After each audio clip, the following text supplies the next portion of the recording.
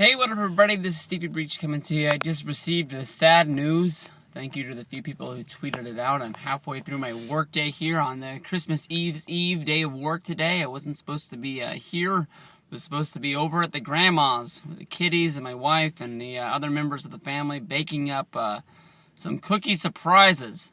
And I got called into work, but I don't really think this is a surprise. But honestly, I think it as sort of like a sad thing, not really like boo-hoo-hoo, but Jeff Jarrett resigned from TNA. Maybe he saw the writing on the wall.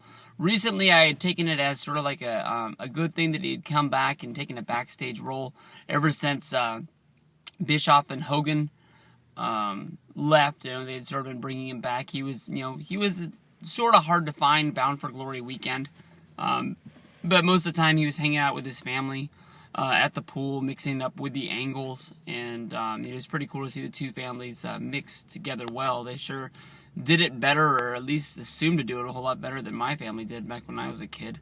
But I don't know. To me, Jeff Jarrett, to me, even though, Dixie Carter and the Carter family and the Panda Express people are the ones that keep TNA running, with the money in the pocketbook. But to me, the Jarretts are the ones that are always going to be behind TNA. They're always going to be the lifeblood. When you think of TNA wrestling entertainment, it's always going to be, Jeff Jarrett and his 7,000 TNA NWA title runs.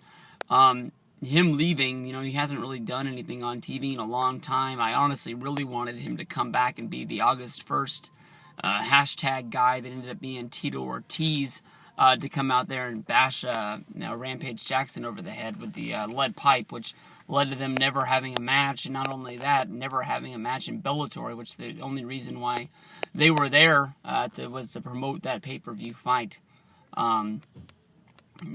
Jeff was always a great wrestler through his whole career. It doesn't matter if it was in WWF, it was in WCW, he was in TNA. Some people thought of him as pretty boring, but I always thought of him as pretty entertaining, the guy that could always go out there and deliver a good match. He never really got up to the main event caliber in WWE. 1,000 people out there will say that him and Stone Cold Steve Austin have heat because the night he came out and he debuted on Raw, he debuted on Raw like 1,000 times because he was one of those guys that seemed to jump back and forth between WCW and WWF, every year it seemed like.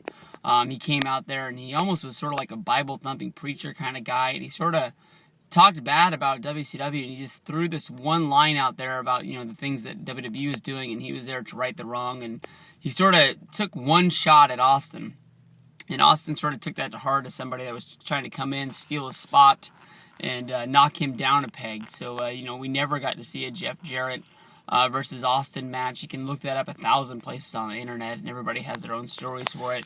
Austin's been asked 1,000 times if they have heat, and he never really answers the question.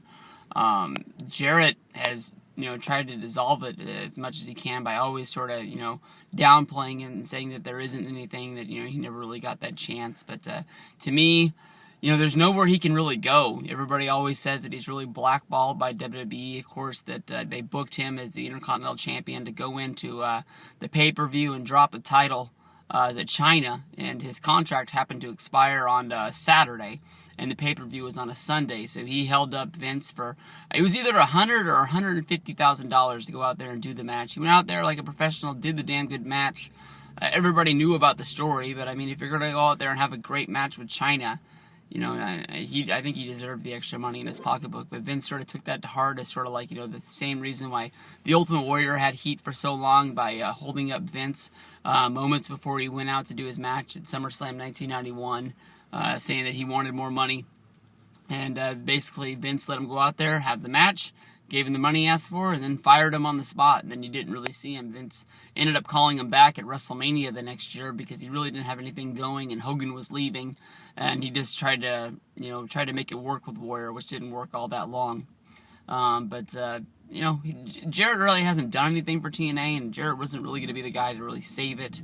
It just sucks that, he's not where he belongs. You're always going to think of TNA and Jarrett, and sort of like you're always going to think of WWE, WWF, and Hogan, and Hogan not being there is kind of weird. That's why a lot of people are saying he's going to come back, do this one last Mania, and then hopefully hang up the boots and the trunks and ride off into the sunset doing some stuff for the network and everything like that. It's sort of like if Stone Cold Steve Austin tomorrow showed up on TNA in the Impact Zone. It'd be like, what the fuck is going on? And he might be able to work there for a while, but after a while, people are just going to be like, you know what, Stone Cold, you're better than this. Just go home and get back to where you belong to. But Jarrett, so long. We'll probably never see you again. I don't really see you in the limelight getting back to WWE. Definitely don't see you in TNA now.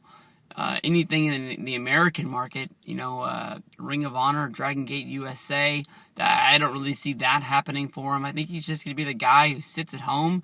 Maybe you're lucky enough to get him wrestling at an indie show or doing an autograph signing. I was lucky enough to get a picture with him at Bound for Glory. I didn't get an autograph. He was really, really hard to find.